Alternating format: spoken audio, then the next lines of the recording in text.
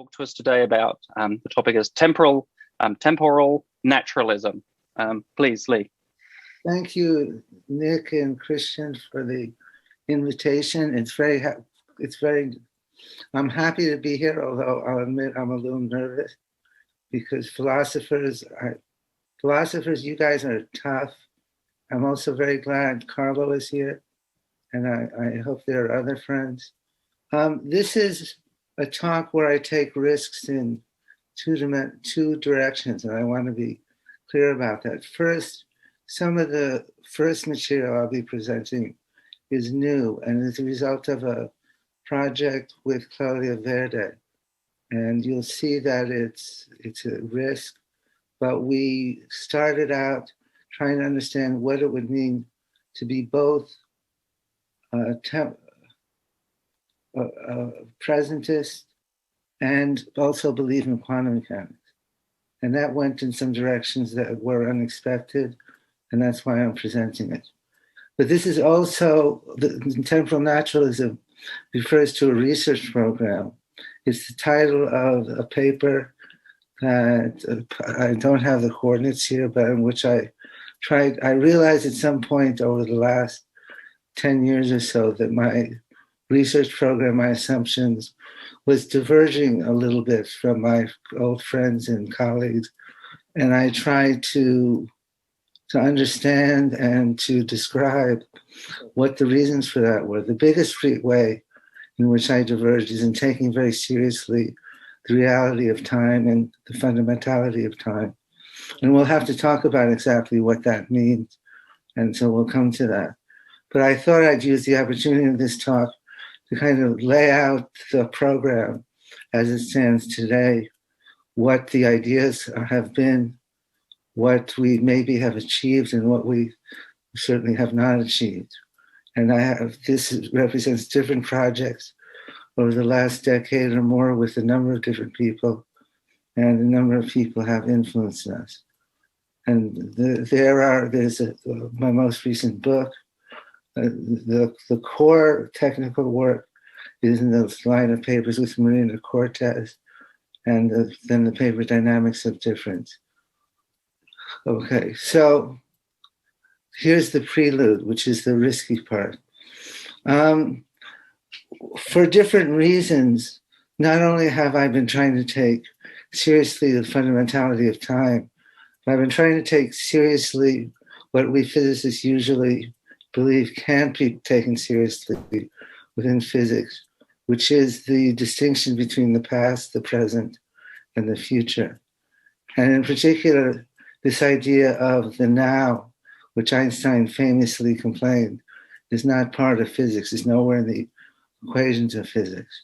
And the conclusion I've come to is that now is in the practice of physics, and it comes in an important way. And I'll try to suggest how I think of this. So, but then it gets confusing, and I think rightfully people criticize presentism because there's a lot of confusing statements out there. Does the future exist? But if the future does exist, it's in a different way. But if it even does exist, isn't that kind of like the Block universe? And if the past exists, isn't that also like the Block universe? And you end up calling yourself presentist, but you really believe in the Block universe. There's just this distinction between different kind of labels for events, past, present, and future. But then nobody would say that there wasn't a meaning for the past, present, and future. It's just a question of whether it's a fundamental distinction. So we looked for some more fundamental distinction, some more fundamental way to think about presentism besides this, the future, the present, the past, and this little green line that keeps moving for some reason. So our idea, and this is the contents of this prelude, is I want you to just imagine, drop your critical facilities for just the next one or two slides, and imagine that the world is based on a single distinction, that between the definite and the indefinite. And of course, we're thinking of quantum mechanics and the quantum state being indefinite, and the resolution of the quantum state through the projection postulate or collapse the wave function or whatever it is to becoming definite. So what we will mean by becoming or to happen, which are vague words that presentists like to speak, is that something indefinite has become definite. And that's exactly what we mean by an event. So we're going to focus on that transition, the becoming definite of something that was indefinite. We're going to call that an event. And we're going to say the events, that is the transitions from indefinite to definite, are real. And everything else is a supposition from what we know about those. Since everything that is real in a particular moment, the present moment, because there is nothing but these transitions, and these transitions are either happening now, in which case they're the present, or they're not part of the present, in which case they may be a memory, we may make a supposition about them, but they're not fundamentally real. So I want to point out this is so far a world with something like time, that is, we're going to build time out of this conception of the indefinite becoming definite, but there's nothing related to space, which is to say that the present moment, which is a collection of transitions from indefinite to definite that somehow coincide with each other, has no structure. It's not a bunch of events hanging out in space. It's just a bunch of events. And we're going to build structure on that. Okay. Oh, I see. It jumps two at a time. So each event, oh, I skipped one. I see. Well, that's all right, because I said it all. Each event is endowed with energy and momentum. So let me make a comment. Where we're going towards is towards a structure for cosmological quantum theories that we call energetic causal sets. And that is an extension of the program that Faye Dowker, I'm sure, is going to talk about, and that many other people, Samadhi Syria, Raphael Sorkin, have been working on, called causal sets. And to a limited extent, you can understand our energetic causal sets as causal sets, but where the events are endowed with properties which are not necessarily relational. And those include energy and momentum and charge and so forth. So each of these events, each of these transitions from indefinite to definite are endowed with a certain amount of energy and momentum. And if you come back to me and you say, you don't understand that, because energy is conserved by virtue of Nether's theorem, and there's no symmetry, and there's no space, so we have no notion of momentum generating translations in space. I want you just to relax and take this as a definition.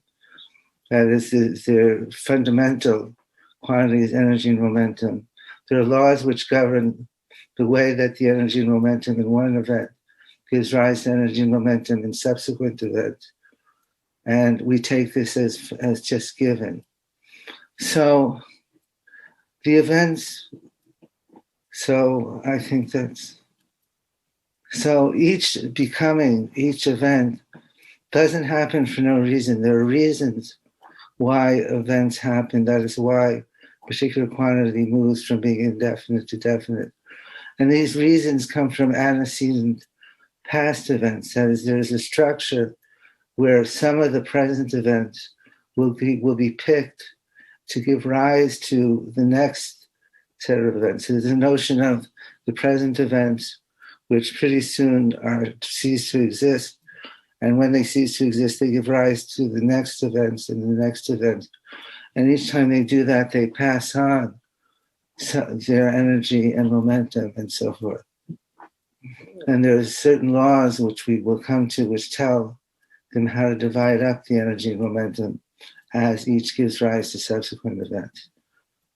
So with that distribution of energy and momentum has two sides to it.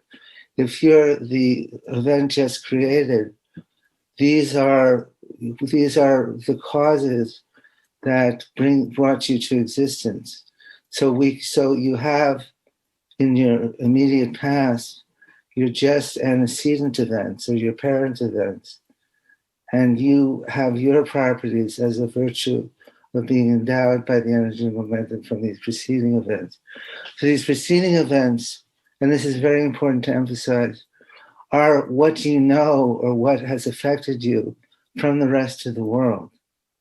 That is, you as an event, and I'm deliberately personifying it, but of course I could say longer sentences and not do that. You as an event are connected to the rest of nature through your antecedent events, which endowed you with the properties that you have. So that is close to what perhaps Leibniz meant when Leibniz talked about a monad having a view of the rest of the universe, except that for Leibniz, the view was complete and every monad had a complete view of the rest of the universe.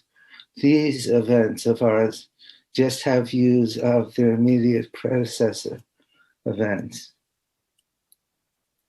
So this is still part of the structure. We're giving a little bit more structure to the set of events, and the records or the structure of events being born as a result of previous events and then giving rise to future events has a structure. And the structure, of course, is that of a partially ordered set, that each event has its causal precedence and is causally precedent for future events. And so this is a structure which is a partial order mathematically, and that's the part we inherit from the causal set program. But very importantly, there's this other thing going on, which is the endowing of the new events. So we imagine, as do the causal set people, some law that gives rise to new events, and then new events, and then new events, each one having a small number of precedents or parents, and then giving rise to a small number of the others. The whole thing defining a causal structure or a partial order structure.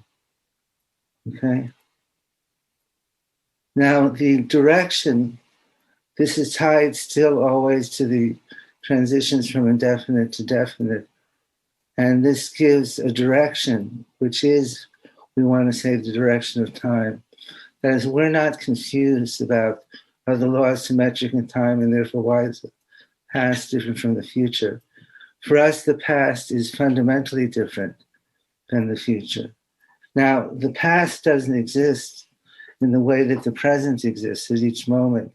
The past has ceased to exist. There are events that did exist in the past, ended up by endowing the future events with their energy and momentum, and then ceased to exist. And they're not there. There's no reason to believe they exist in any way at all, except that their activity may have produced records or memories or fossils, which are part of the present set of events, and by which aspects of them can be remembered. And this is very important for how we think about doing science, because we can have records from the past events which come to us as part of this endowment. And these records can describe an experiment. And in particular, they can describe a completed experiment, which has no existence anymore, except for the records it left in the present moment where we confront it.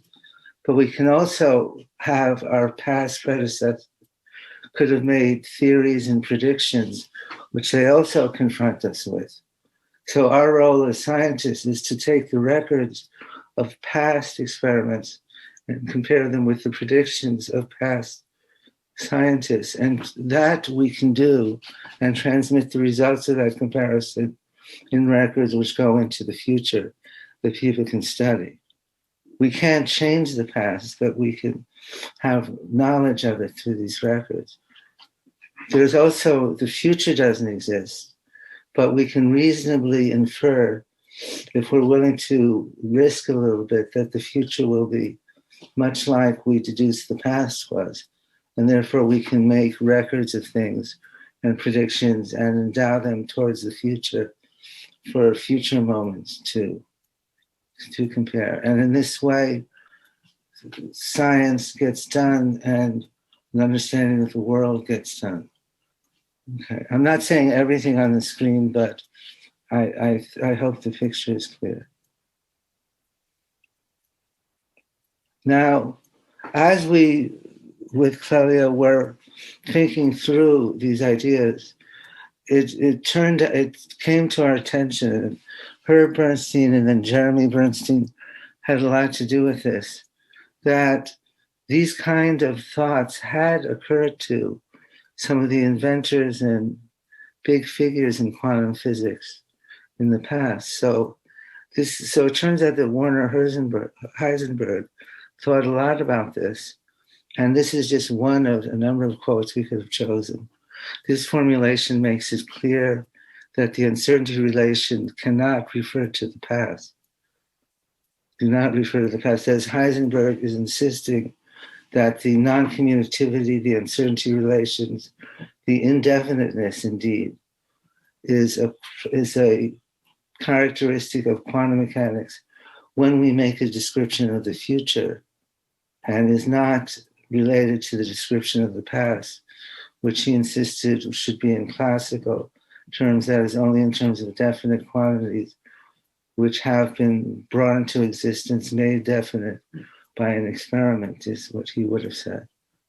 And not only Werner Heisenberg, but I'll read this, and then I guess there's no way to do this, Nick and Christian, but I hope the audience would guess who this important quantum mechanic was. So they say statements about the past cannot in general be made in quantum mechanical language. We can describe a uranium nucleus by a wave function, including outgoing alpha particle waves, which determines the probability that the nucleus will decay tomorrow. But we cannot describe by means of a wave function the statement, this nucleus decayed yesterday at 9 a.m. Greenwich time. As a general rule, knowledge about the past can only be expressed in classical terms. And then my second general conclusion is that the role of the observer in quantum mechanics is solely to make the distinction between the past and the future. Any guesses as to who that is?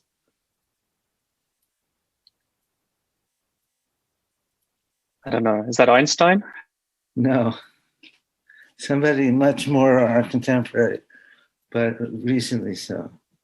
Freeman Dyson. And here's the rest of it. What really happens is that the quantum mechanical description of an event is to be meaningful as the observer changes the point of reference from before the event to after it. To make quantum mechanics work, all we need is a point of reference to separate past from future, to separate what has happened from what may happen, to separate facts from probabilities. So our view, as far as we can tell, was Freeman Dyson's view, which makes it tragic that we couldn't have called Freeman up and asked him about it. And this is another guessing game. For eternally and always, there is only now one and the same one. And your guys' pictures are blocking the rest of the quote for me, but I think it says the present is the only thing that has no end. Any guesses? It's Chris's turn. Julian Barber? No. It seems to have to. Schrodinger. And the rest of the quote is unprintable. That as Schrodinger goes on to imagine in a very amorous way his relationship with the present universe. So I can't print that. But. Okay, so that I've tried to flesh out a view. It clearly needs much more fleshing out than I've given it. But now I'm going to change the tone and come back to quantum gravity and quantum foundations and ask, if one takes the view I've been outlining, what question is this the answer to? How is taking on a view like this going to help with the real problems we have in physics? And I have a number of answers for that. First, what happened to space? Space, notice, has completely disappeared from the above description. The succession of endowing creates a partial order, I is a causal set, but it's not embedded in any space or space-time. We have traded the notions of nearer or far notions of distance and contrast of distance for similar and different. Because remember, I didn't emphasize in this telling, so let me emphasize, we end up concluding that what is a possible beable to describe the world as we set it up is the views of the different events. That is the information about their antecedents, their predecessors, just exactly who gave them how much momentum and energy, that information, which is their view of the past. And think of it like if you look up at the sky and all these photons are coming at you, that's your view of the rest of the world. Exactly those set of photons, which say come into your eyes. But the claim is that there's a fundamental level in which any event has a view. And these views are all we have. Those are the beables. And so we're not going to be able to talk about who is near and who is far from us, but we will be able to compare views and ask who is similar to us and whose view is different from us. And later in this talk, if I get there, we will see how natural dynamics based only on similarity and difference of views is enough to allow us to build a structure or a hypothesis about dynamics from which space can be seen when appropriate to emerge, and on which also the notions of relativistic particles and even some quantum physics. I don't claim all of particle physics, but a certain sector of quantum physics emerges. And here's the important point at the bottom: because the similarity of views only approximately tracks nearness and closeness, locality is not completely under control.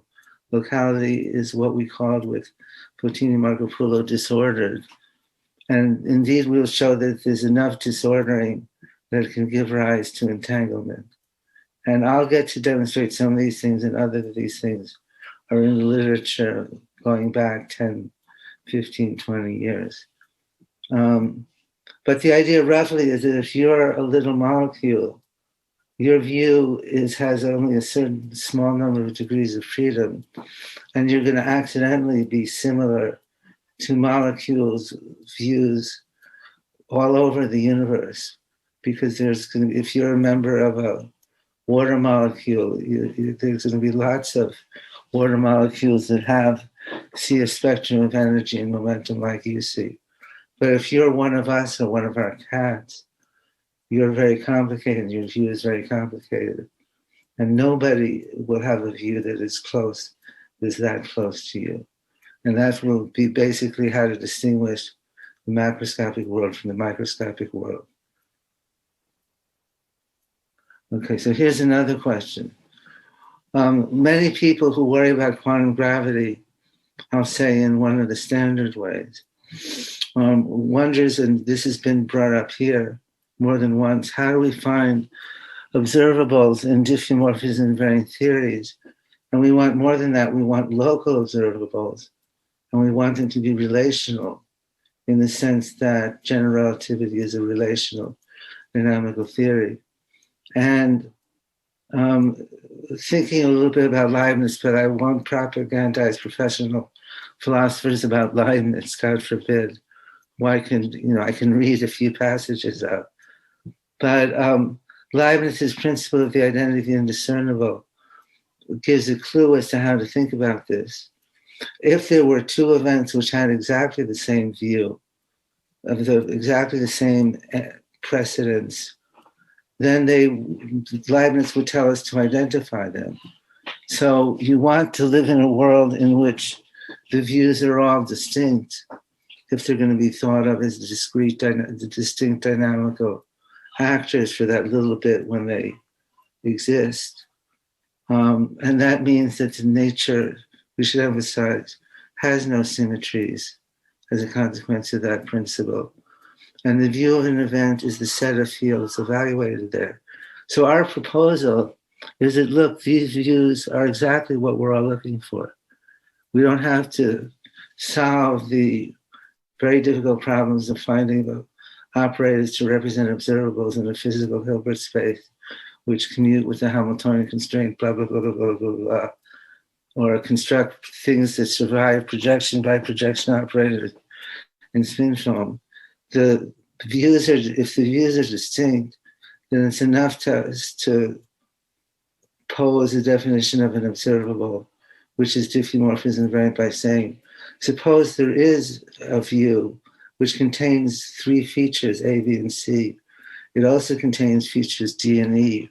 And part of the reason why this works, which if I have time, I'll come back and emphasize, is that there's a space of possible views, and it's very sparsely occupied. That is, when we deal with the dynamics of views as views, we're going to find we live in a world which is highly non-ergodic and very sparse, and that's going to color the way that a number of physical issues come out. Now, that is related to a question which is part of the way I actually got into this whole line of work, you could say, which is how did the universe pick its laws and the values of the parameters of the laws, like the standard model. And for me, this question, which I've been worried about since the mid-late 80s, as a result of the direction that string theory took at that time, is a part of fundamental physics. And for me, it's at stake whenever we're talking about the nature of law, which means wherever we're talking about the nature of time, as your talks have demonstrated. So I want to worry about this. And part of worrying about this, which I'm still wrestling with, is to ask about methodology and what kinds of things do we need laws to explain. Now, I'm a physicalist, and normally I think that means I have to be a strict reductionist.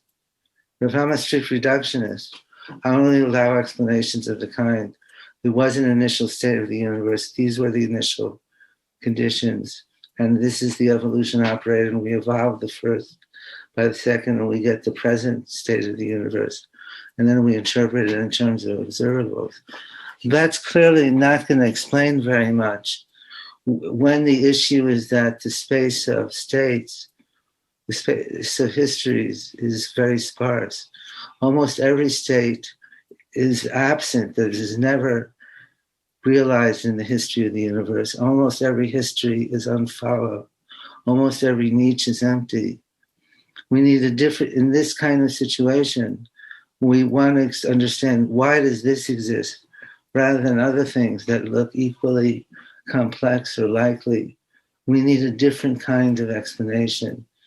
And then there's a long excursion, the papers of which are just going to be coming out there in collaboration with Marina Cortez, Andrew Little, and Stuart Kaufman, in which we worry about whether even if you go all the way down to the fundamental laws, you have to require functionalist kinds of explanations alongside of deterministic, reductionistic explanations.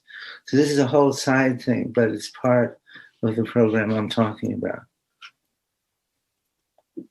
So we'll take one slide excursion, and then we'll go back to how we make fundamental laws. And I think I'm doing fine time-wise. So can we find explanations which are to some degree functionalist in the way that biology uses natural selection to turn the result of physically what exists as populations of genes into explanations which involve functions? And my first pass through this was a proposal called cosmological natural selection. It was from the late 80s and early 90s. My second pass through it is an idea called the principle of precedence, which was about 2013 to 2015. The present pass through it is a collaboration which took me, this is about a year and a half in progress with the people on the screen. under our title, which is the autodidactic universe. And basically, we asked ourselves two questions related. Of course, people are fascinated by these machine learning protocols. And our first question was, we're not going to think about whether these are like human beings or they explain anything about human intelligence. But what is the justification for saying that these machines learn? What is the meaning of to learn? And if we see learning as a physicalist process, that is, we understand how the machine, quote, learns, how does that fit into our methodological ideas about what kind of explanation is adequate in physics? And then the second question, which in this program, not for most people, but from the point of view of this program, comes right on the heels are, if we can build a machine which runs on the laws of nature, which can learn, can the laws of nature themselves learn, or can there be aspects of nature which learn? And of course, there are, that is all of the kingdom of whatever of biology, but are there things that go deeper than biology that could be said to learn? And so those are all scary questions. And I've been terrified the whole period of this collaboration, but we actually have some results and some interesting models to present. So I just mentioned that to give an idea of the scope. For me, those questions are closely related to the basic questions about the nature of law and time that I've been discussing. One or two more questions, which I've alluded to before. We have a world, the world I've described has these events. The events, remember, refer to the becoming definite of things that were formerly indefinite. There's no space, there's no distance, there's no fields, there's no derivative. So how do we formulate dynamics? This is a practical matter. I'm a theoretical physicist and I'm very dynamically oriented. I like to solve dynamical equations, and I'm a deep believer in dynamics being important and fundamental.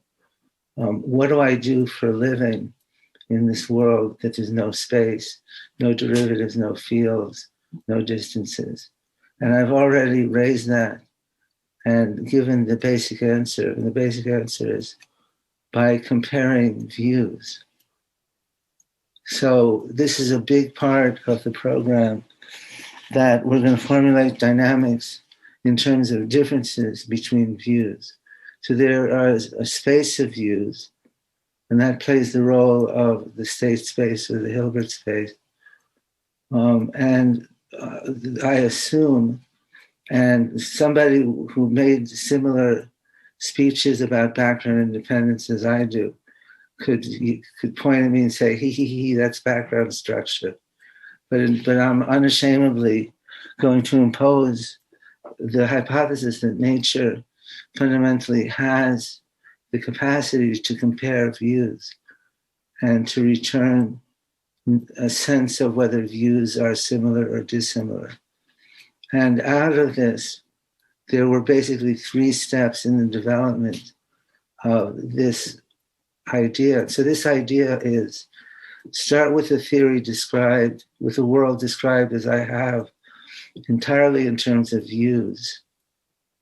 Can I formulate dynamics? And I mean down to earth, high school dynamics. Is there a kinetic energy?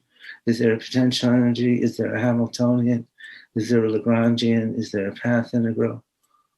And can I propose some structures to answer those questions and derive space-time, classical dynamics of particles, and quantum dynamics? And so there were 3 tries, which refer to 3 periods or 3 sets of papers. Energetic causal sets, as I said, were basically Marina Cortez's idea, and we developed together. Real ensembles, I will not have time to discuss today, but that was a very important part of the ideas, and they'll come in a little bit. And the causal theory of views, which is the core idea. And the core idea of that is what it says as making a theory of the dynamics of views. Okay, so I'm going to talk about the basic ideas that were in common. Some of this is review and of what I've said, but I don't think anybody will complain. And then I'll state some of the present results that I find most satisfying, and then talk about open problems. Of course, if I talk too long, you'll let me know. So this is to summarize in a more straightforward way what the assumptions of this program are. So what is real? What do we take as fundamental? The views of present events, which include, so events are real, and the views of events are real, which includes the energy momentum transferred by the causal processes from antecedent events.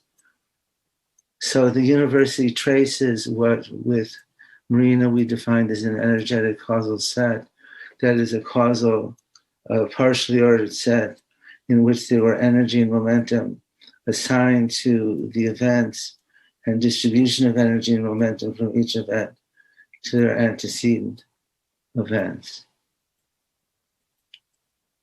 And the view from each event is a description of its recent causal past, consisting in terms of these energy momentum vectors. By the way, let me just take an aside. Exactly this structure is under study in a very interesting group of people who have a very different research program, where it's called the celestial sphere approach to flat space holography. And if anybody's interested in the connection to that, we can come to that in discussions. So what is fixed? What is fixed, since I want to be honest about disclosing my background structure, is a geometry of momentum space on which we build a measure on the differences between views. So the fundamental action, so I'm going to write Lagrangians and Hamiltonians, is a function only of differences between views. Now, a very important quantity for the development of the theory is the variety. And the variety is assuming that you have a measure of the difference between two views. If you have such a system and you sum over all the pairs of views, the distance or the difference between those views, we call that the variety. And that's a quantity that Julian Barber and I have been invented and have been working with since the mid-1980s. Although I don't think we published it I don't think we ever published it actually, but we put out a preprint in the early 90s. It was one of the first preprints on the preprint server. And so even though Julian's methodology and the world that Julian is trying to make is very different, we both find this notion of variety very fundamental. And then there is a basic evolution rule that acts repeatedly to pick out the next antecedents out of the present events. And in the version we developed with Marina, that is chosen so as to always increase the variety of the present set of events. So what is emergent in this picture? Space, space-time, quantum mechanics. Hence, there's no H bar originally. That's an emergent quantity, the canonical commutation, relations, etc. How is dynamics defined? By a path integral, but an unusual path integral, which I'll come to, which we call half the quantum theory. So now I'm starting to repeat myself. But let's come down to what replaces kinetic energy. So if I have two events that are closely causally related, maybe one is in the immediate past to the other, and I take the difference between those two events, that's basically taking a differential under change in time, where time is defined by the causal relations. So I have a measure of all of those differences between views and just previous views, and I call it the surprise. And that constitutes the kinetic energy. And what constitutes the potential energy is the variety of all the present views. This is what's in this real ensemble picture. What does the quantum state represent? A real ensemble of a number of events which have very similar views, too similar to be explained by their nearness. They're more or less accidentally similar because they're very simple systems with very simple spaces of views. So here are the basic claims, and I'd like to be able to go at least through, if you give me the time, the emergence of space, because this is something that is very simple. Once you see it, it's very naive, but I like to do things which are naive and look a little handmade, and so we can sort of see the guts of what's going on. And then if there's time, I can discuss some more of these with this more conventional, physics seminar. So these are the claims that there is basically a definition of the theory where I know I said that there's no H bar initially, but eventually there is an H bar, and we can define semi-classical histories. And those semi-classical histories are the context for the emergence of space and classical trajectories. And then going to a higher order in that same parameter gives us Schrodinger quantum mechanics for a many-body system, which is where the program is. And then N is the size of these ensembles of similar events. For finite N, there are computable corrections for the Schrodinger equation, which give definite predictions. And I'm happy to talk about trying to realize those predictions in, say, what you need is a system which is artificial, say something we might make in a quantum laboratory, common enough that we can study the dependence on N in our laboratory where we make this stuff, but where we can reasonably assume similar systems don't exist in the universe. So we're studying something which is new from the point of view of this formulation of quantum physics. And I'm saying this badly, that any honest attempt to go beyond quantum mechanics and make something like what used to be called the hidden variable theory or a completion, the most important question is going to be, are there phenomena which are distinct, which are not part of quantum mechanics? And is there a limit based on some parameter such that when that parameter goes to infinity, you get to ordinary quantum mechanics? And if you could in the laboratory restrict N to a smaller number, you might get some novel phenomenon. So N here is the number of similar systems in the universe in the present moment. Okay. So how am I doing?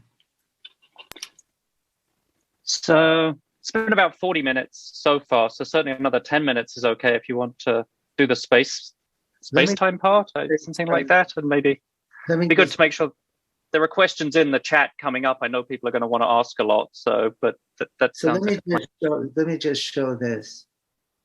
And I won't take more than 10 minutes, hopefully just 5. And I look forward to questions. Although I'm definitely scared, but we'll see. So this is a picture of causal sets. And I want to emphasize, because it's a very interesting thing that Fay and collaborators have done, which is realized something which is very easy to state, but is very difficult to realize because it's so limited. It's so sparsely defined. This is the study of partially ordered sets where the events have no properties except the order relation, and the order relations have no properties. And you're simply supposed to somehow build the quantum system out of averaging or doing a path integral over all the causal sets. That's something. And we are the cowards in the sense that we're the impure, we're like the moderate in the political spectrum. They're the idealists and we're the moderates. And we say, well, come on, we want to get some results. We're impatient. So we're not going to be so principled, and we're going to just stick some energy and momentum on your pristine causal and give them properties that do not arise out of the causal relations directly.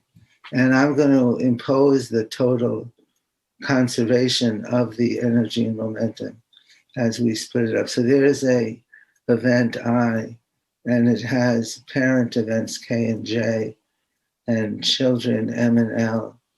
And there is, each event has a certain energy momentum, and it's shared among the antecedents according to just the conservation laws. So we just insist on, at each event, the conservation of these quantities. Now, here's the definition of the theory. It's a path integral. P is a process. And this defines an amplitude. And although I didn't say it, every time I said indefinite, I referred to the practice that you compute amplitudes for processes, but it's indefinite what processes happen. So you sum over all the possible processes of the amplitude and then take the absolute value squared to get the probability at the end. And that's what we're doing here. When you discuss things in the past, you have the records of definite properties that emerged. That's what an event is. And you take the absolute value squared of each one if there's still an ambiguity over where the system went, and sum over the probabilities. So in that context, this is the formula for the amplitude of one history. And you see that you integrate over the momenta. You impose, that's a delta function, means you impose the constraints that say that energy momentum is conserved. And in some versions of this, there are other constraints. In other versions of it, everything else is put into Q, which is the action and which is related to the variety in the ways I said. And this is the definition of the theory. And notice, I'm emphasizing there's no space. I've integrated over momenta, but there's no position. There's no H bar. There's no commutation relations because there's just momenta. There's a causal diagram, and then there's momenta on the causal diagram. There's no position at this moment, so there's nothing for momenta not to commute with. There's no uncertainty principle, and it's highly non-local. I'm going to skip this, that's for experts. So here's a slightly different version of it. I just added as a constraint, if you look down halfway through the page at the things called C, these are what are called the energy momentum relations. And in this version, which was one of the versions that we published with Marina under the original energetic causal sets, we imposed that and some other constraint. But it's just a slightly different story in the other models. This is the simplest. And what I want you to see is just, if that's the action, think about what the equations of motion are. And to make the equations of motion, I take the constraints, and here's the whole trick. And this is either important and philosophically of interest, or it's just a trick, you decide. But I was doing a path integral where I imposed that the paths had to satisfy these constraints. And a trick that theoretical physicists love to use is to introduce another variable, which is called a Lagrange multiplier, and write delta function of some constraint as the integral over dz of e to the I z, the constraint. And this introduces another variable, the z. And this is just a trick because that is the complete definition of the theory. There's no z. But I'm going to introduce the z and some related quantities. And when I do that, and I then look at the stationary phase approximation to the path integral, I have to impose the equations of motion as the points of stationary phase. And notice what happens. They tell us, and that little picture is what they say. They say that if there are two events I and k, and there's a momentum pki going from the k to the I event, then the z's, which were just Lagrange multipliers, live at the ends of a path where momentum is propagating. In other words, the equations of motion tell me that the difference between the two z's is proportional to the momentum. And that's enough to get space-time to emerge. That is, if we keep the z's and take them seriously, we have a lot of equations of motion, each of which has a bunch of energy momentum vectors anchored by these z's. And if we tie them together according to the causal structure of the history that we're talking about, we induce a space-time which is coordinatized by these z's. So that's the trick. And we're not very proud of it because you can see it's very simple. It's very handmade. There are more complicated versions of it if we're willing to put in curvature on momentum space or torsion on momentum space. We can get more complex things out. But at the heart, it's basically a mechanism to put the other half of quantum mechanics back in, but only in the semi-classical approximation. If we go deeper away from the semi-classical approximation, then these structures fall apart and there is no motion or propagation in space. So it doesn't have the status of as if space has been there all along. It just controls the semi-classical limit when we're close to a classical theory. And there's more to say. If you want H bar, you can now rescale. These Z's come with units of inverse momentum. And if you want them to have units of length or time, you can rescale by a parameter that we'll call H bar. And there's lots of results like that.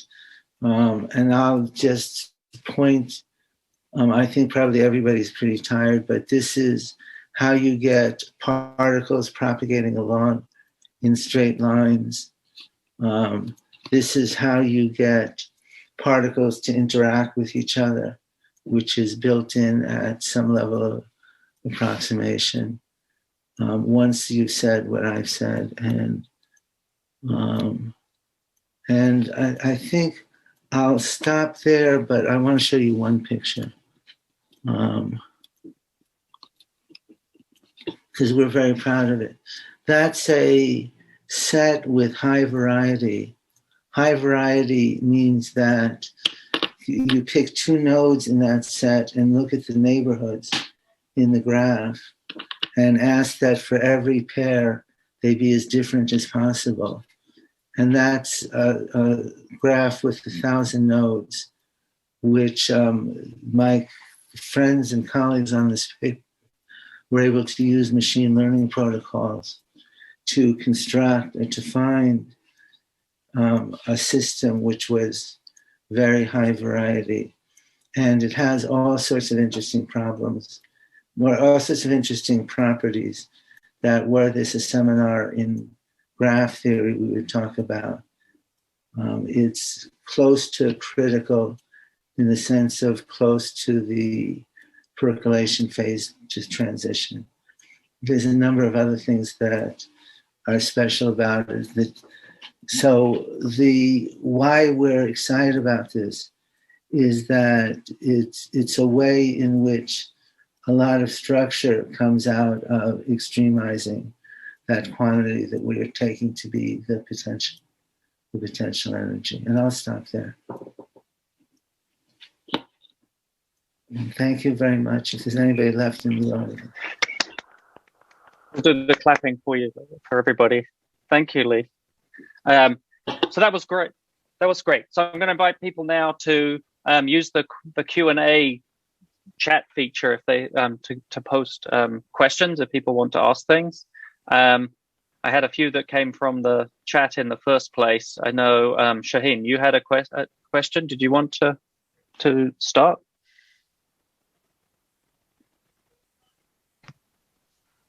Sure. Thank you. So thank you so much. You're probably one of the few physicists who cares about time. So I have the same problem. I have the same frustration as Einstein with time, and I wasn't sure it was addressed in this formalism. So I was when I asked about that, I'm frustrated that the now doesn't exist anywhere in physics, and not only that, it just seems like it's impossible to derive anything like the now from anything as that we call mathematics. Because, I mean, if you take the statement that it is 2/24/2021, 11:13 a.m. EST, if you take that statement, it is now that time that I mentioned as a fact, which will only be a fact for a moment before it stops being a fact. If that is a truth, that truth is not derivable from physics. And that I didn't see how that could be derivable from the causal sets either. It seems like the statement that it is now the time that it is never derivable from anything we call mathematics. We need a whole new type of mathematics. I mean, yeah, that's my question. May I answer? I actually have an answer that I think it's an unusual opportunity, so I'll take advantage of it. My view is that it is just not the case that the goal of physics is to find a mathematical object which is isomorphic to the history of the universe, in the sense that every true statement about the universe is an axiom or a theorem concerning that mathematical object. And I think backwards of the question you're asking, I think the existence of the present moment, the fact that it is always here in nature, a present moment, is a demonstration of the claim that not every property of the universe is relatable to a theorem or an axiom of a mathematical system. What I think, and this came out a lot of the work with Roberto Mangueira-Unger, who, if you don't know him, again, introducing philosophers to philosophers has its drawbacks, and sometimes, well, let me not go there, but Roberto is a very, to me, interesting thinker, and this really comes from him to a large extent. But I'm convinced of that. So we're not looking for the present moment. I agree with you, cannot be, the existence of the present moment is not a theorem in some mathematical structure. Now, let me ask what the mathematics is and what it's good for. What it's good for, as I tried to indicate, but we have to develop this in detail, is if I take records of what is the result, what is the setup, the evolution, and the result of doing an experiment, and I carve those records into a chip or a sidewalk so that they remain readable to people at later present moments. Those records of completed experiments, so I'm talking about something that happened in the past and was closely, carefully set up and carefully monitored, those records are unchanging. Why are they unchanging? Because they're not isomorphic to the actual change that went on over time, where long after that experiment was taking place, and we're studying the records that were produced, and the records don't change because by definition, what makes them a record is that they don't change. And that's what we apply our mathematical description to. That is, we can have a theory described by some postulates in mathematical form. We can study the evolution of states with respect to evolution equations, all the time modeling the records from the past. And so there's no contradiction between being a rabid, hopefully consistent presentist and believing that all that exists is at each instant is those present events, and believe that we can do science at the same time by studying the records. And of course, when you apply mathematics, mathematics is at best a substitute for causal explanation. That is, mathematics applied to motion in physics is the careful substitution of causal implication by logical inference. That's what you're doing when you make a mathematical model. You're watching some system which evolves and changes in time. That's causal processes. And you're explaining each instance of causation by a logical deduction, which of course is timeless. Because the nature of mathematical truth is it's about what you can deduce using logic, which we hope and pray is timeless.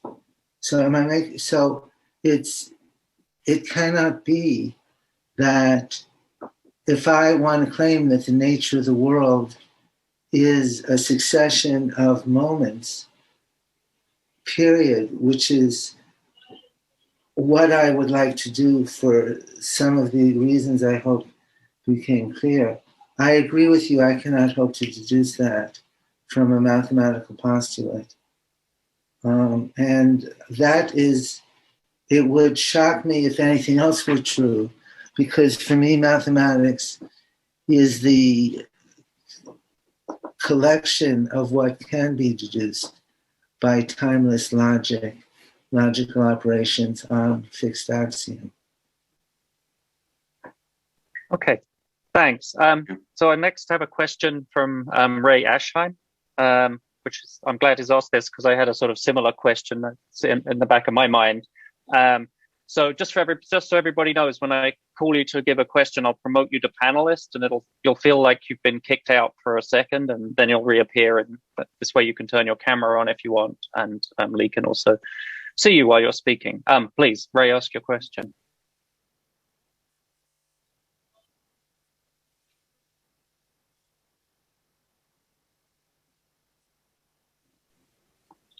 Well, I think maybe he's not on. Okay.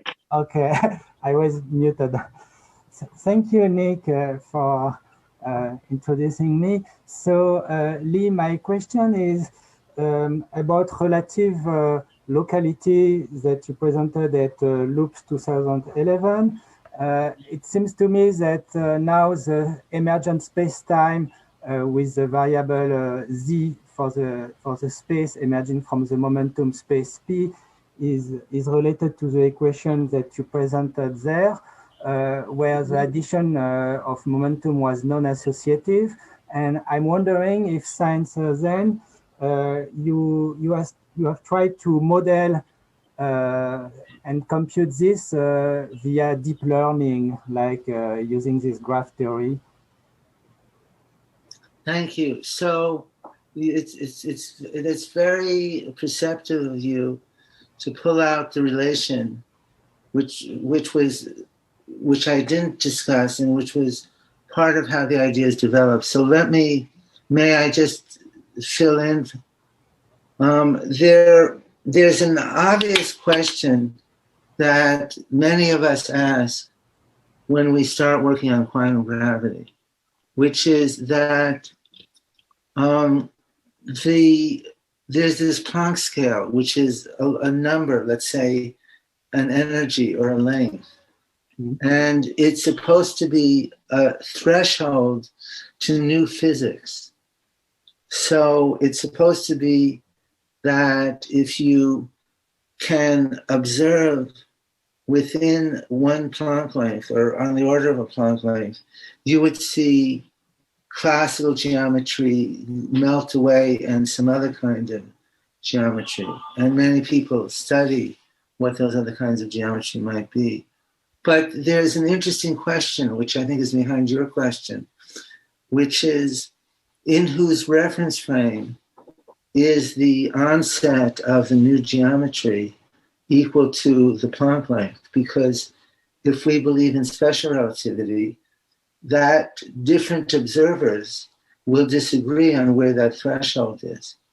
If it's my desk in your reference frame, in my reference frame, it'll be some other length, some other length by the relativistic length contraction, or similarly for energy.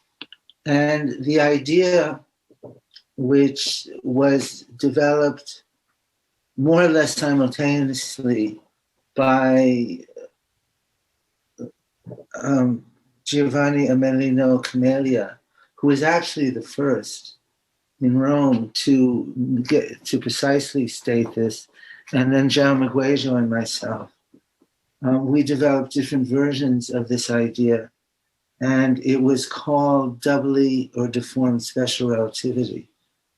Now, and it had a literature, and then what happened is Sabine Hassenfelder pointed out that there was non-locality necessarily in the trajectory when we studied scattering using this modification of special relativity, that there was always some possibility of a serious amount of non-locality. That is, you're studying a scattering experiment, and then there are scattering experiments in other frames where the particles scatter while being, and somehow exchange bursts of energy momentum while not actually colliding. And we studied this. This gave rise to a lot of argument among us, and it's a very interesting episode for a lot of reasons. Sabina, if people know of her, is one of the smartest and one of the bravest people in the field, and she was right. But what we discovered was that there was a way to think about it in which events were non-local depended on which observer was discussing them. That is, you could invent a system where if you're an observer, events nearby to you are always local as in ordinary special relativity, and the non-locality is always part of the description of very distant events. But so which events are non-local and which are not depends on the observer in the frame of reference. But you always get the same answer when you consider a whole process from start to end. And this is called relative locality. And there's a whole mathematical side of this, which can be characterized the following way. Usually when we formulate dynamics, we have a configuration space, and then there are cotangent spaces, which are momentum space. And if we curve the configuration space, as we do in many cases, we make a bundle of the momentum spaces over the configuration spaces. And the right way to describe the physics in the case I just described is the reverse. And this is why we were inspired to think that momentum could be prior to position, in which momentum space is prior and is curved, and there are different space-times which arise from cotangent spaces on momentum space, where momentum space has curvature and so forth. And this, I love this idea, but it's, I'm sorry to say, it has been developing rather slowly. It's about 10 years old. But I think that's the idea you're thinking of. Now, when Marina Cortez came to Perimeter, was just at that moment, and she was playing with things that looked like causal sets with various properties propagated by them. And so there was definitely a use of results from relative locality in the early work on energetic causal sets. And there was also other work, for example, by Nicole Furry, which looked at models of reality in which there was something like a causal set endowed with the charges of elementary particles. Mm-hmm. So that's the historical. Is there a question beyond the historical? Yes, beyond the historical, will this concept go back to present with deep learning tools? I don't know how, but maybe you can get in touch with me and we can talk about it. I find myself shocked to be working on a problem which involves deep learning. But part of why I've been working on it, and the other people include Jaron Lanier, Will Cunningham, Stefan Alexander, and a few other people, is that I really had to confront my strong uncomfortableness with the idea that learning could be discussed in terms of the properties of the behavior of an algorithm. And and that's the original reason why we went into this. And now I'm coming out of it saying space can learn, or the vacuum of space-time can learn in a very narrow, prescribed way. Okay, thank you. The next question is from Renata Kuchenberger. I hope I said that more or less right. Please, Renata. Yes, thank you, Professor Haggett. Hello, Lee. We were speaking a few weeks ago in the quiz talk and about causal sets, and you were interested in Silberstein's paper. I sent it to you. Did you get it? Yes, thank you, Renata. I got it, but I am afraid it was not read. It will be read. It was not? I'm afraid I didn't have time to read it yet. Okay. And did you have time to look at my poster, which I sent with it? Because it has a very big quote, what was very inspiring for me. Your sentence, we examine the question about space-time, space geometry on blank scale, where quantum mechanics applied on space itself, which will lead to discrete amount of quantum states. And this was always inspiring me when I did the quantum cinema project, and I developed a higher dimensional geometry, which is hyper-Euclidean. And you see it in the poster which I presented at the Linnaeus conference 2 years ago. I'm really apologetic. It's not an excuse, but I hope when people see these papers, which are forthcoming that I've referred to, that it'll be understood that why I've been a bad citizen. So I just ask your question. I didn't understand so well, but I hope we can discuss it because I think it will really fit into your concept. It's just if we take space-time in the quaternionic form, what Silberstein did in 1912. It's easily possible to embed it in a six-dimensional space-time unit, which we can use for the particle system, like it's described with string theory. You have the 26 dimensions, and for our reality and for the universe. And so I think it would be logic theory just to visualize what you think. Renata, thank you, and I'll look at all these things, and I hope everybody will forgive me. There's a long pile of things, a big pile of things. Okay, yes, I understand. I'm looking forward to your reply. Thank you. Thank you very much. Okay, thank you. The next question is from Siddharth Krishnan. He's one of the graduate students at Pitley. Okay.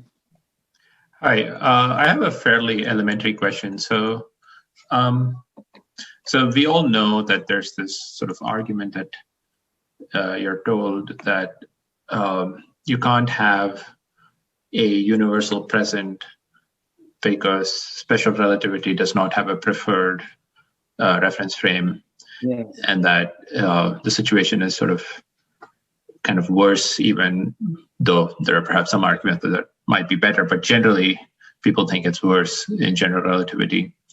Now, of course, you know this, so I take it that you're not countenancing a global present. Is that so? Let me just pause. Is that true? So of course I'm aware of this. Hilary Putnam stated the argument, and there are different ways to state the argument. But I'm not worried, and maybe that makes me a fool, but let me tell you why I'm not worried. I'm not worried because not every, in fact, generically speaking, if a theory has some symmetry, the solutions of the theory, except possibly the ground state, don't have the symmetry. So you could make the same objection to the history of our universe as observed. There is a preferred reference frame in the history of our universe as observed. The laws are invariant under diffeomorphisms, including arbitrary changes of the slicing, if you want to think of the dynamics in a 3+1 picture.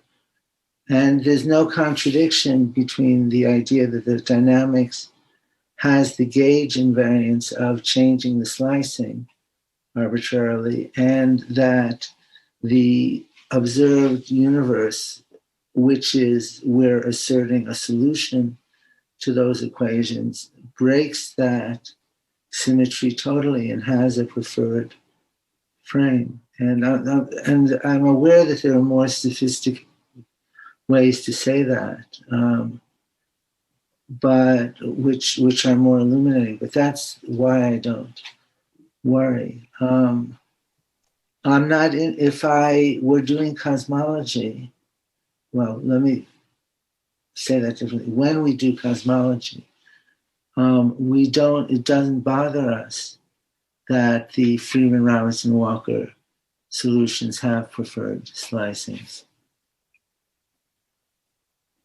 And can I just follow up? For me, it's very important that there is this level, which is the deepest level or a deeper level of description, where there is no space. And there are just these causal relations. And they develop, and on the basis of the causal relations, there are interactions which are the creation of new events from previous events. and we're not living in any space. The law which picks out who are going to be the progenitors of the next event are not looking at the notion of how far apart the events are in space is not defined, and it's very hard to think about how to do physics like this unless there is a global sense of time. If any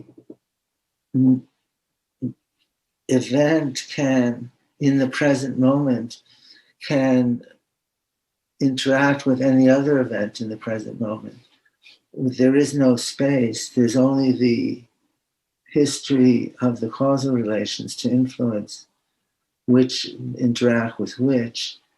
It's hard, maybe there's a way to do it, but it's hard to formulate that except to think that there's a common frame. It's hard to know what it would mean to say that there isn't a common frame because there's no space to distinguish the different frames. So do you understand what I'm saying? So the world we live in is the result of some emergence of a spatial description from that world. And therefore, it's perfectly natural to imagine that the world that emerges from that description carries with it the imprint of the preferred notion of simultaneity from the world that had no space. Yeah. Okay, so I think there's a lot I don't understand here, but that's fine, I think. But just to sort of quickly check on something. So I was curious whether you really need a global present in your picture, because in a way, the way I understood it, there are these sort of events, and these events have some causal relations to some other events. And from this, you are sort of getting out a lot of the rest of the physics. So why do these events have to have a global temporal ordering necessarily, but can't they just have a local temporal ordering? And can't you build your theory from there? Maybe. I agree.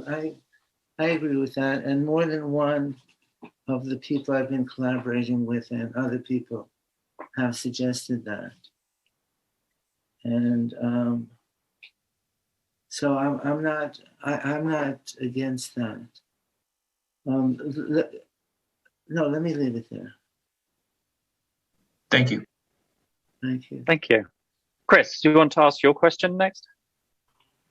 Thank you very much. I first wanted to note that Siddharth and Lee seem to be sitting in the same place, given the Golden Gate Bridge in the background there. Okay, now I have a sort of a clarificatory question first about the ontology of the theory, which is not completely clear to me.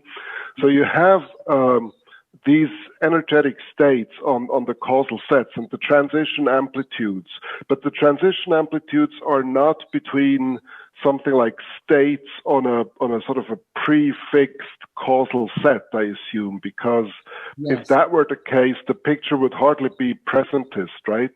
Yes. So the causal set is, comes into being as the states transition to new states, update themselves, and yes, that's how I should think about it. Okay, good. So I got that right. So my real question then is whether you can tell a little bit more about how space is supposed to emerge. So I see that in a causal set, there's no spatial structure really, but how you said that the momentum space is put in fundamentally, and the metric, the spatial metric, space-time metric, is inherited from the momentum space. So I was wondering whether you could say a little bit more about that, please. I can, yes, and I should have. So let's go back to, this is page 30 and the next page, and here's what I didn't say. So there are a pair of events, K and I, as you see them, the momentum K and I being transferred between them. And then there is also in the causal past of I, there's event J, and there's momentum Ji being transferred between them. And the Zi is, if you look at the norm between Zi and Zk, it's 0 because that's related to the energy momentum relation for those momenta, which I imposed as part of the dynamics. And so that Zk to Zi is a null line, and Zj to Zi is a null line. And you can allow yourself some conformal freedom, which is given by the script M, which is part of the specification of the dynamics in this version. Now, those are only 3 events, and they exist there, and they can be thought of as representing 3 points in Minkowski space-time of the same dimension of the momentum space. Because I was careful to say that the momentum space is part of my background structure. Now, as I increase the number of these relations, it may or may not work. That is, if I then have something Zm, Zp, Zq, Zr, which is either to the causal past or future of any of these 3, I can easily run into a situation where there's an inconsistency. That is, where the basically what I have is a little plane in the dual of momentum space, anchored by 2 events, another little plane in the dual of momentum space, anchored by 2 events, and so on. And the question is, can these little pieces of dual of momentum space be completed to a single Minkowski space-time? And sometimes it can, if the set of relations is to be satisfied is small enough, and we are able to classify when that happens in some cases, and sometimes it can't, in which case there is no consistent emergence of Minkowski spacetime. So I'm sorry, there's more to say, which I didn't say. Okay, thank you, but that's very helpful, thanks. Okay, you're welcome. Let me just add, once we got to this point, Marina went ahead and defined in detail a set of 1+1 dimensional theories. Its theories whose momentum space was 1+1 dimensional, and considered this case of every event has 2 antecedents and 2 predecessors, and wrote a number of computer models. And in this case, you can always embed the results of the equations of motion in a 1+1 dimensional Minkowski space. So she was able to write a code which did large-scale investigations of this process. And there was some very interesting phenomena. For example, there appears to be different phases which are either chaotic phases or very coherent phases. And we spent a long time studying these different phases and the nature of the phase transition. And we learned some interesting things. I just kind of abuse my sharing privileges to just follow up on that. But is it always Minkowski spacetime? Because I saw you have the eta AB in this equation. Can you get curved spacetimes out of it? And also, what does that comment about U equals I gives flat spacetime in the corner mean? Yes, thank you. So let me see if I have any slides with the U. Probably I didn't. So that's sloppy, but I'm glad to say it.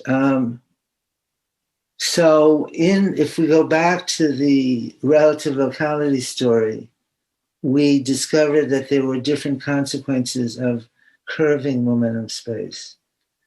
And they're interesting, so I'll just mention some of what they are. If you introduce torsion into momentum space, that results in a non-cumulativity of the interaction. So, in other words, there's a level at which you consider these things elements of an algebra, and you multiply two energy momentum vectors when you're combining the processes. And that algebra can be commutative or non-commutative, or indeed non-associative. And we spent a long time studying the relationship between those algebras and the curvature of momentum space. And that in turn influences the geometry and, well, let me just say the geometry of the space-time that emerges. And there are other ways to influence the space-time of the geometry, which is when you propagate the momentum from an event K to an event I, you might introduce a parallel propagator and not just pull the momentum flat, but have it subject to rotation or something like that when you propagate it, and that's the U. And our hope, but we don't have complete demonstrations of this, is that if we free up these degrees of freedom, we will start to see dynamical spacetimes emerge. Okay, thank you. I'm actually I had a question. I'm going to, could you, so, and it's about to understand the partially ordered set that we have here, because we start with this, we start with a set that I was thinking of in terms of causal set theory, where, so I get to a point and it has a sort of set of antecedents, and that sort of is giving the partial ordering. That I thought was going to be the view, but yeah, if that's the picture I have from sort of causal set theory, I expect 2 points that have very similar sort of sets of antecedents to be close together. But then but it's not, that isn't the notion of distance that you have, it's variety instead. And so that seems to be giving a second kind of ordering on this partial set as I sort of understand it. I can order them according to sort of antecedents, but there's this now a kind of metric on there that's sort of giving another ordering. Can you just sort of clarify the relation between those two? So ordering them in terms of causal, let me say causal past sets. So there first is a question of, there's a measure on the causal path sets, and there are a number of different ones that we've looked at, but one of them, for example, is count the neighborhood going one step into the causal past, 2 steps into the causal past, 3 steps into the causal past, and compare, if you have 2 events, compare at each number of steps whether the 2 subgraphs, which are picked out by excising that region covered by going so many steps from the event, are isomorphic or not. And the notion of difference is the smallest p, such that the neighborhood at p differs from the neighborhood at p of the other one. And so sometimes we took that notion of difference. But that notion of difference is not the partial order that we build. The partial order is already in, that's a property of the partial order.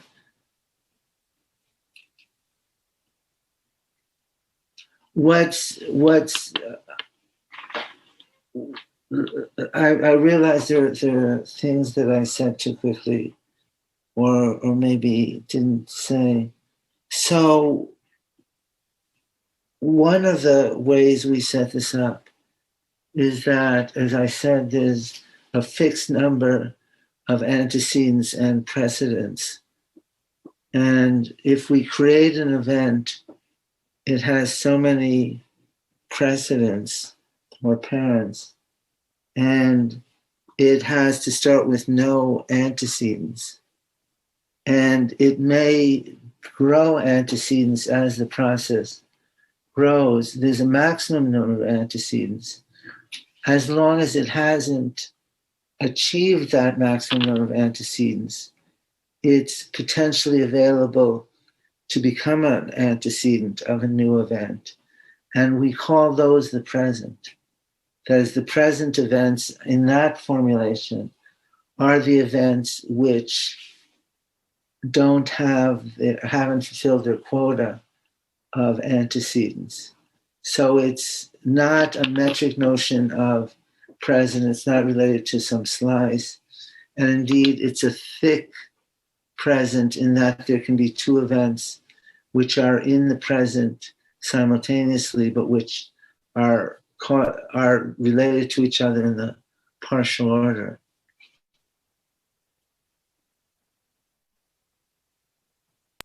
But, okay. My question, just to follow up just briefly, I thought I heard you at one point saying all the water molecules in the universe are going to have very similar views. So there's not, but does that mean there's not much variety between them? So in some sense, they're close together. I thought I heard you say something like that's the thing, even though they have there are very different parts of this, this causal set. That's what I was kind of. Right. So to tell you a little bit more detail. So there is the space of possible views. And I define it either very classically or like a Hilbert space.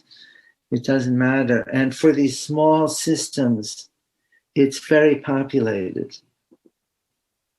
And so I can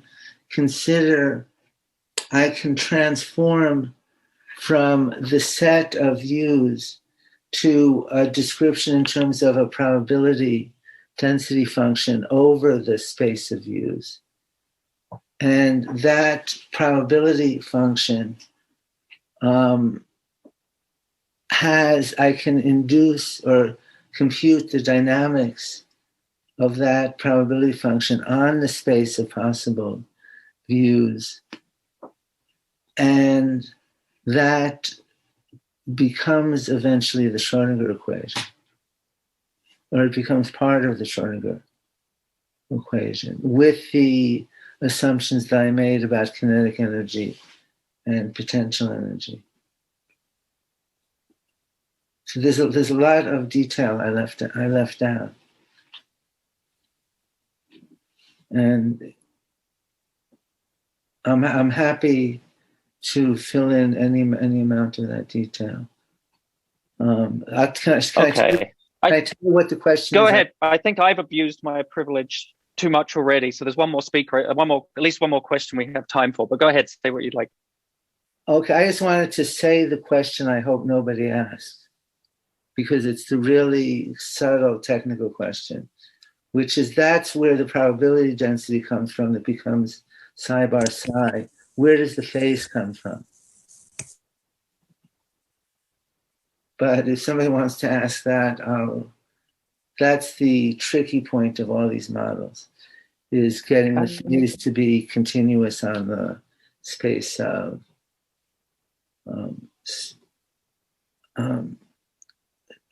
views. Anyway, go ahead. Okay. The next question is from Kirill Maltsev. He has a question that he's put in the Q&A, but I guess if he wants to ask that question, he's welcome to as well. Kirill, would you like to ask your question? And you can put the camera on it. Yes.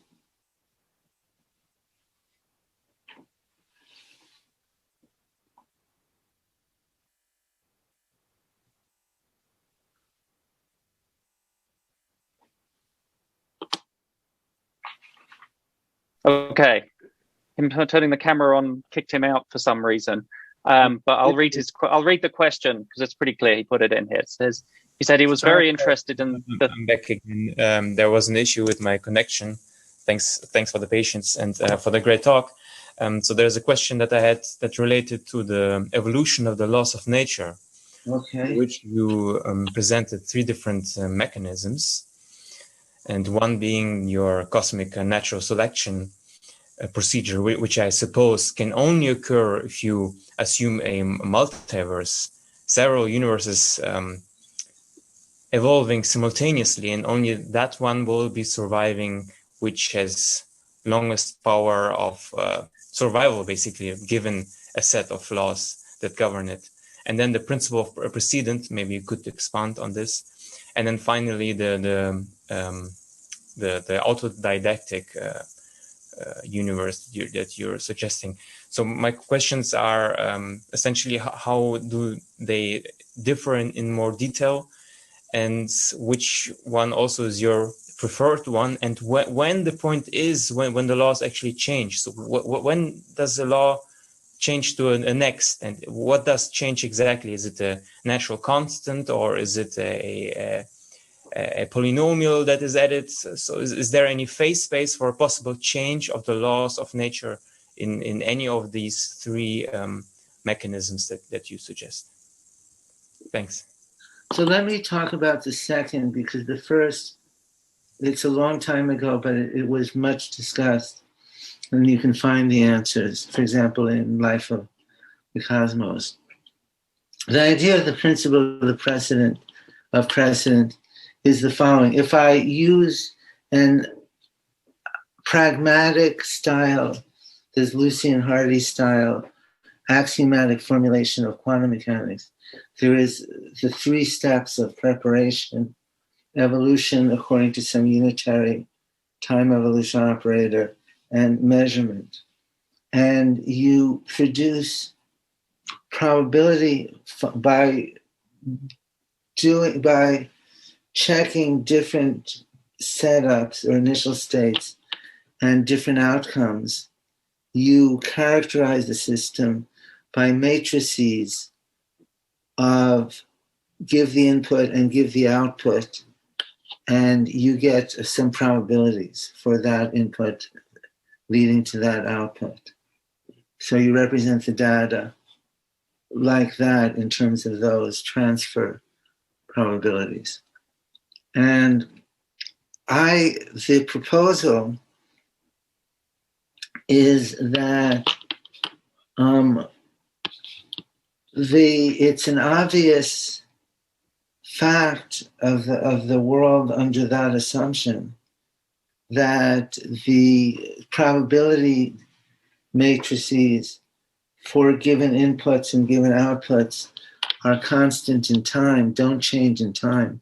Why don't they change in time? Because we believe that the laws are timeless and there's a single Hamiltonian or unitary time evolution operator, which always comes in and which gives the same answer.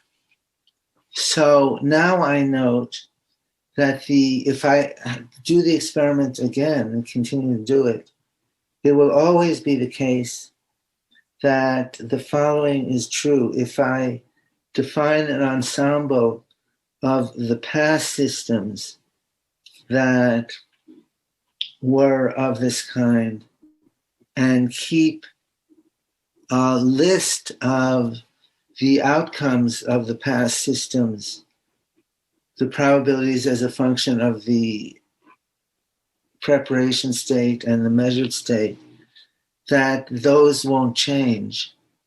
And since they won't change, it's as if we just threw all of the past ones in a basket and picked randomly from the basket one outcome and took that to be the present outcome. So then I say, why not assume that that's the law? In other words, there's no law of motion, there's no unitary evolution operator. What quantum systems do in nature is they have a means to refer to the ensemble of past instances of each kind of preparation and measurement, and they just pick randomly out of that collection and display the pick, and that will reproduce the same experiments that you have to say this weird metaphysical thing about, calling on laws of nature and the constancy of laws of nature and so forth. It's just that nature is set up to look for the precedents and pull out a random instance from the precedents. So that's the idea of the principle of precedence. And then the question, of course, that it raises is, what if you build a new quantum system which has no precedence? Nature won't know what to do. And can you invent a description of how nature will behave? Or even more excitedly, can you produce in a laboratory that situation and watch how the precedent builds up? And can you, by studying such systems, validate or falsify this hypothesis? So that's the shape of that.